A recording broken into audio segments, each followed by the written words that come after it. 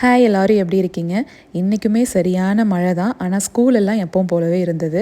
காலையில் லஞ்ச் பாக்ஸுக்கு அவகாடோ சப்பாத்தி தான் பேக் பண்ணி கொடுத்துருந்தேன். அவனுக்கு தயிர் வச்சு கொடுத்துருந்தேங்க சைட் டிஷ்ஷாக. அதுவே ரொம்ப நல்லாயிருக்கும். ஆனால் எங்களுக்கு தக்காளி கடையல் செஞ்சுருந்தேன். இந்த 2 ரெசிபியுமே ஏற்கனவே டீட்டெயில்டாக நம்ம சேனலில் இருக்குது. ப்ளேலிஸ்ட்டில் கொடுத்துட்றேங்க. இருந்தாலும் சில டிப்ஸ் மட்டும் இப்போ சொல்கிறேன். இந்த சப்பாத்திக்கு அவகாடோ சேர்க்குறோம் இல்லைங்களா, அது அப்போவே செஞ்சு சாப்பிட்றணும். இது மற்ற மாவு மாதிரி ஸ்டோர் பண்ணியெல்லாம் வைக்க முடியாது.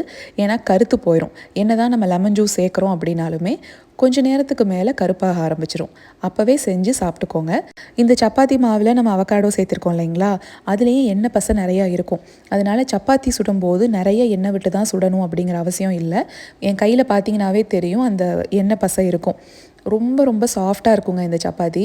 ஈஸியாகவே பிக்க முடியும். பசங்களும் விரும்பி சாப்பிடுவாங்க.